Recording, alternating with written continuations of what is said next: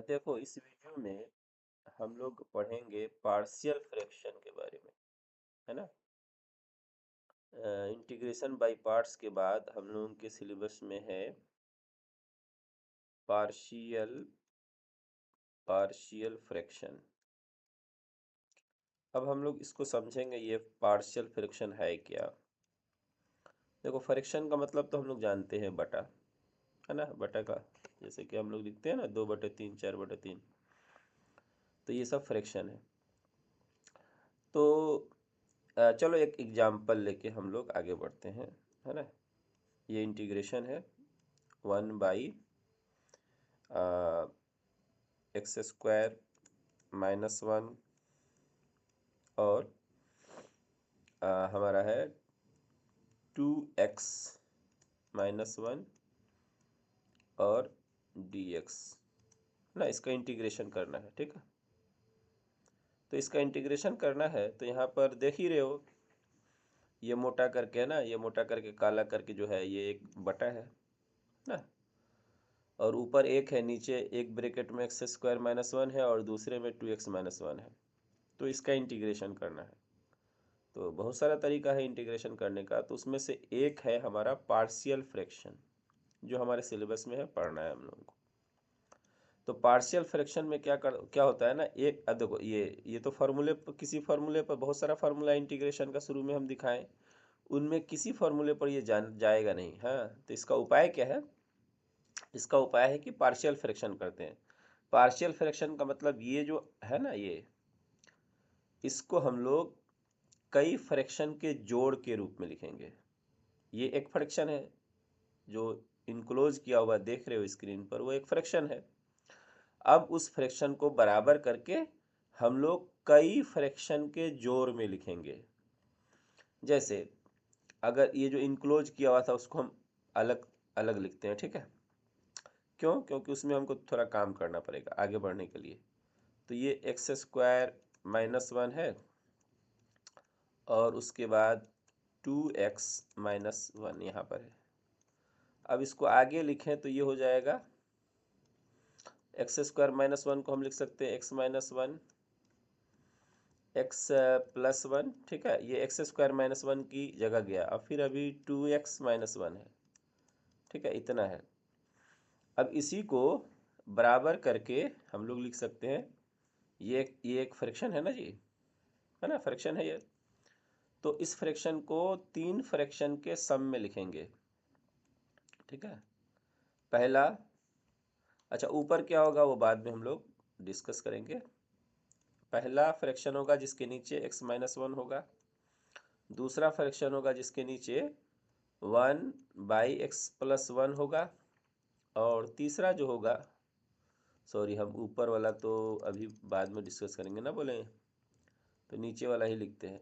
ये होगा x+1 और प्लस दे के तीसरे के नीचे होगा 2x-1। अब ऊपर क्या होगा, ऊपर तुम कहोगे कि 1 लगा दीजिए सब में, यहाँ भी 1 लगा दीजिए, यहाँ भी 1 लगा दीजिए, यहाँ भी 1 लगा दीजिए। ये होगा नहीं, है ना। ये दोनों, ये और ये दोनों बराबर नहीं होगा। क्यों नहीं होगा? तुम एक एग्जाम्पल लेके देख लो, जैसे कि 1/2 × 3 है, तो ये 1/2 प्लस 1/3 थोड़ा ही होता है, ये दोनों बराबर नहीं होता है, ठीक है। तो बराबर बनाने के लिए ऊपर हम लोग क्या करेंगे, बराबर तो बनाना पड़ेगा ना, बराबर लिख दिए हैं लेकिन है बराबर नहीं। अब बराबर बनाना है, उसके लिए यहाँ पर a दे देंगे, एक कांस्टेंट, यहाँ b दे देंगे और यहाँ c दे देंगे। तो अब देखो, अब a b c का मान निकालना पड़ेगा, ठीक है। अब देखो ये एक फ्रैक्शन है, वो फ्रैक्शन अब किसके बराबर हो गया, वो 3 फ्रैक्शन के जोड़ के बराबर है। पहला ये, दूसरा ये, तीसरा ये। तो कभी 3 फ्रैक्शन का जोड़ लिखना पड़ता है, कभी 4 फ्रैक्शन का, कभी 2 फ्रैक्शन का, इस तरह से करना पड़ता है। तो यही जो प्रोसेस है, जब हम एक फ्रैक्शन को 2 या 2 से अधिक फ्रैक्शन के जोड़ के रूप में लिखते हैं, तो इसी प्रोसेस को हम लोग बोलते हैं पार्शियल फ्रैक्शन, ठीक है। क्या बोलते हैं, पार्शियल फ्रैक्शन। तो अब हम लोगों का नेक्स्ट काम हो गया, नेक्स्ट काम जो करना है वो ये है कि ए और बी सी का मान निकालना है। तो देखो अगला स्टेप अगर लिखें, इसको वापस हम लिखें, लॉसा हो जाएगा x minus one, x plus one, फिर यहाँ हो जाएगा 2x माइनस वन, और ऊपर a के साथ हो जाएगा x plus one, 2x minus one, b के साथ जाएगा x माइनस वन और 2x माइनस वन, और c के साथ जाएगा, c के साथ इंटू में रहेगा x माइनस वन और x प्लस वन। अब जरा कंपेयर करो, ये देखो ये यही चीज हमारा इसके बराबर है, नीचे देख रहे हो ना, ये इसके बराबर है, ठीक है, दोनों आपस में बराबर है। तो दोनों को कंपेयर करोगे तो देखो नीचे यहाँ जो है वही यहाँ भी है, सेम है ना, तो ऊपर भी सेम होना चाहिए, ठीक है। यहाँ ऊपर वन है तो ये जो पूरा देख रहे हो ना यहाँ पर ऊपर, ये पूरा वन के बराबर होना चाहिए, ठीक है, क्योंकि दोनों तो बराबर है ना। तो अगले स्टेप में वही हम करने जा रहे हैं, ठीक है। तो अगले स्टेप में हो जाएगा हमारा ए, थोड़ा और पीछे से लिखते हैं ना, जगह थोड़ा ज़्यादा लगेगा, तो ये हो गया है ना। तो यहाँ से लिखते हैं ए है, फिर ए के साथ x प्लस वन और 2x माइनस वन, और फिर प्लस b है, b के साथ है x माइनस वन और 2x माइनस वन है, फिर उसके बाद c है, c के साथ क्या है, चलो c को नीचे लिख देते हैं, है ना, यहाँ 2 है, ये याद रखोगे, यहाँ 2 है ना, 2 है, हाँ। तो c के साथ क्या होगा, x माइनस वन और x प्लस वन, और ये बराबर वन होगा, ठीक है। क्यों वन होगा, क्योंकि यहाँ देखो वन है, हाँ, ऊपर वन है, दोनों ऊपर वाला लिए है ना, बराबर कर दिए। अब इसमें हमको a का मान निकालना है, b का मान निकालना है और c का मान निकालना है, तीनों कांस्टेंट होगा। अब ये कांस्टेंट का मतलब गिनती का नंबर होगा। अब तुम में से कोई सोचेगा कि आप ये कैसे जान गए कि गिनती का ही नंबर होगा। देखो इसमें यहाँ देखोगे ना, ये कांस्टेंट अगर हो, कांस्टेंट का मतलब 2 3, तो 2 को हम लिख सकते हैं 2 गुना x का पावर 0, है ना। तो ऊपर पावर 1 होगा, सॉरी 0 होगा, और नीचे x का पावर 1 है, दोनों का अंतर 1 है। उसी तरह यहाँ भी कांस्टेंट होना चाहिए, क्यों, मान लो कोई कांस्टेंट 3 है, तो 3 को हम लिख सकते हैं 3 गुना x का पावर 0, तो x का पावर 0 है और नीचे x का पावर 1 है, तो यहाँ भी दोनों का अंतर 1 है। और उसी तरह ये लास्ट वाले फ्रैक्शन में, इसमें भी दोनों का पावर का अंतर 1 है, इसीलिए तीनों कांस्टेंट होना चाहिए। तो a का मान निकालने के लिए, a b c का मान निकालने के लिए हम x का मान कुछ भी डाल सकते हैं, है ना, यहाँ से लेकर के यहाँ तक में x का मान हम कुछ भी डाल सकते हैं।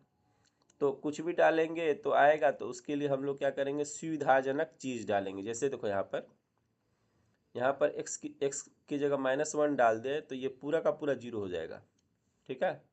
तो देखो हम वही डालते हैं, x बराबर -1, यहाँ पुटिंग लिख देना, यहाँ ऐसे, चलो यहाँ लिख ही देते हैं शुरू में, है ना, पुटिंग, है ना, पुटिंग x इक्वल्स टू -1 डालोगे तो ध्यान दो ये पूरा 0 हो जाएगा, ठीक है। तो ये हो जाएगा 0, और इसको देखो, ये इसमें अगर -1 डालेंगे तो ये हो जाएगा हमारा प्लस देके, यहाँ प्लस, और ये हो जाएगा -2 और -3, दोनों गुना करेंगे तो 6 भी हो जाएगा यहाँ, हाँ 6b। फिर प्लस देंगे, प्लस देके देखो ये भी, इसमें -1 डालोगे x बराबर तो ये भी 0 हो जाएगा। और प्लस 0 बराबर कितना हो गया, बराबर के बाद देखो यहाँ पे बराबर के बाद जो है वो लिख देंगे, बराबर के बाद 1 है तो यहाँ 1 लिख देंगे, ठीक है। तो इससे क्या हो जाएगा, हमको b का मान आ गया, देखो b का मान क्या हो जाएगा 1/6, है ना। b का मान आ गया 1/6। उसी तरह x का मान -1 डाले थे, याद रखो, तो हमको b का मान आ गया 1/6। उसी तरह अब x का मान 1 डालेंगे, है ना, तो लिखेंगे पुटिंग x इक्वल्स टू 1। अब 1 डालेंगे तो देखो क्या होगा, ये इसमें 1 डालेंगे, इसमें 1 डालेंगे तो ये हो जाएगा 2a, ध्यान दो, है ना। तो यहाँ लिखेंगे 2a प्लस, फिर इसमें 1 डालोगे, ध्यान दो, ये दूसरा वाला टर्म में 1 डालोगे तो ये पूरा का पूरा 0 हो जाएगा। उसी तरह प्लस दे के ये तीसरा वाला में 1 डालेंगे, जब देखो 1 डालेंगे तो तीनों में 1 डालेंगे, ठीक है। तो 1 डालेंगे तो ये भी 0 हो जाएगा। और बराबर के बाद देखो, बराबर के बाद 1 है, उसको लिखना नहीं भूलेंगे, हाँ। तो बराबर हो जाएगा 1। तो यहाँ से हमारा a का मान भी आ गया, a का मान कितना हो गया 1/2, है ना।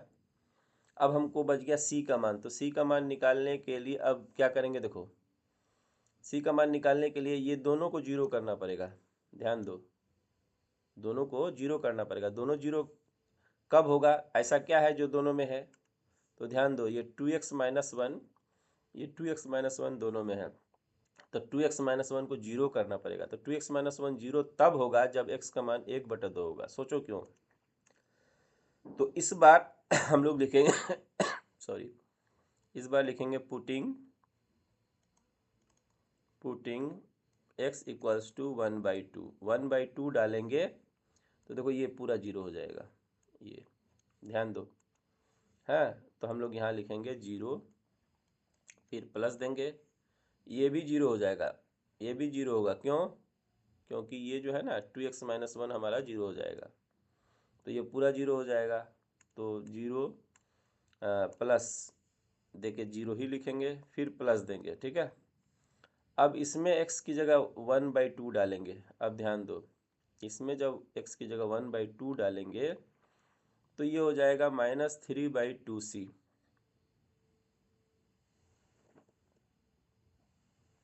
ये कितना हो जाएगा,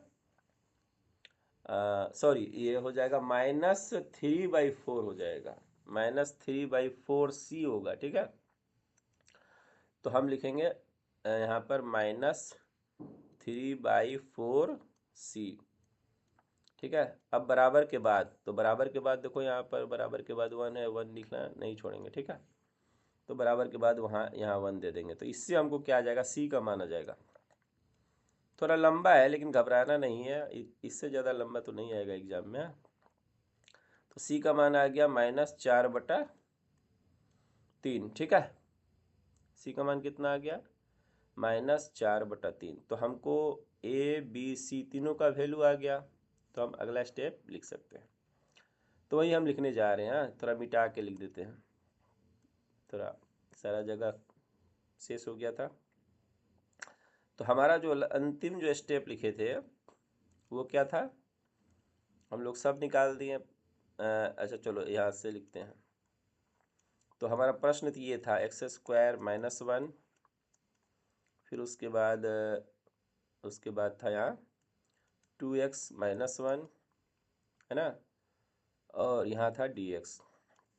उसके बाद अगला स्टेप क्या हो जाएगा, 1/x - 1, है ना, x + 1, यहाँ हो जाएगा 2x - 1, ये हो जाएगा dx। फिर उसके बाद अगला स्टेप क्या हो जाएगा, 3 फ्रैक्शन होगा, a/x - 1 प्लस b/, है ना, b/x + 1 और प्लस c/2x - 1, इतना हो जाएगा। यहाँ लिख देंगे dx। अच्छा, a b c तीनों का मान हम पहले निकाल चुके हैं, है ना। a का मान कितना आया 1/2, तो 1/2 बाहर कर देते हैं, तो यहाँ बच जाएगा x - 1 dx। अच्छा, b का मान बी का मान कितना आया था, 1/6 आया था, तो 1/6 को बाहर कर देते हैं। कांस्टेंट है ना 1/6, तो कांस्टेंट को डिफरेंशिएशन हो या इंटीग्रेशन, दोनों में अंदर बाहर हम कर सकते हैं। ये हो जाएगा x+1, ठीक है। फिर उसके बाद सी का वैल्यू भी आ गया था 4/3, -4/3, तो यहाँ माइनस हो जाएगा, और ये हो जाएगा 1/2x-1 dx। अब इसको सब्स्टिट्यूशन से या डायरेक्ट लिख सकते हो, है ना। तो डायरेक्ट कैसे लिखेंगे, देखो आगे 1/2 है ना। अब यहाँ हम लिख सकते हैं 1/x-1, और dx है ना, dx को लिख सकते हैं x-1, dx को लिख सकते हैं dx-1। क्यों, सोचो, इसलिए कि dx का dx ही रह जाएगा, dx का dx ही रह जाएगा, और d का डिफरेंशिएशन 1 का 0 होता है, तो जब 0 होता है तो 0 को तो हम कहीं भी ऐड कर सकते हैं ना। फिर उसके बाद प्लस दे के 1/6 होगा, और उसी तरह यहाँ पर 1/x+1, और dx की जगह पर लिख देंगे dx+1। क्यों, फिर वही बात, d1 का 0 होगा, तो d1 जब 0 होगा तो dx का dx ही रह जाएगा। तीसरे वाले में थोड़ा चेंज करेंगे, ये जो 2 है ना, यहाँ 2 देख रहे हो ना, ये 2 कॉमन करेंगे, ठीक है। तो जब 2 कॉमन करेंगे तो बाहर क्या हो जाएगा, -4/6, और यहाँ पर 1/x-1/2 हो जाएगा, और यहाँ पर dx है ना, तो उस पर यहाँ लिख देंगे dx-1/2। अब देखो, अब एक फार्मूला है ना, ये फार्मूला है ना, लिखवाए थे 1/x/dx। देखो यहाँ x है, यहाँ दोनों सेम होना चाहिए, तो ये होता है ln x। मोड x किसी किसी किताब में लिखा रहता है, किसी किसी में नहीं भी रहता है ना। तो कोई बात नहीं, वो बिना मोड का भी लिख दोगे तो नंबर नहीं कटेगा। हाँ, बहुत सब किताब में मोड नहीं लिखा रहता है, माना जाता है कि वो पॉजिटिव है। तो ln x होता है, उसी को log x भी बोलते हैं, ये log x ही होता है, लेकिन जब ln लिख देते हैं तो बेस हमारा e हो जाता है ना। तो ये हो गया, तो इसी फॉर्मूले का यूज करेंगे। देखो दोनों जगह x इस इनक्लोजर में है, यहाँ भी x है, तीनों में देखो वही है, यहाँ जो है वही यहाँ है, यहाँ जो है वही यहाँ है, यहाँ जो है वही यहाँ है, तो तीनों का तीनों फार्मूले पर सेट है। तो अब हम लोग फार्मूले के हिसाब से लिख देंगे। हाँ, तो फार्मूले के हिसाब से अगला स्टेप क्या हो जाएगा हमारा, अगला स्टेप हो जाएगा, चलो इसे यहाँ पर डिवीजन कर देते हैं, 1/2 log या ln है x-1, फिर उसके बाद 1/6 प्लस 1/6 log यहाँ हो जाएगा x+1, ठीक है। और फिर उसके बाद ये तो कट जाएगा, ये कट के कितना हो जाएगा, -2/3 हो जाएगा, है ना, ये तो कट जाएगा ना। 1 सेकंड है, तो आगे क्या हो जाएगा, इसके लिए क्या लिखेंगे, इसको देखो ध्यान से, तो ये हो जाएगा हमारा -2/3 log x-1/2, इतना हो गया। और जानते ही हो जब इंटीग्रेशन करते हैं तो हम एक कांस्टेंट ऑफ इंटीग्रेशन लगाते हैं लास्ट में, c। तो यही हो गया हमारा आंसर। तो थोड़ा लंबा है, कहने का मतलब ठीक है, थोड़ा सा प्रैक्टिस करो। यहाँ x+1 छूट गया ना।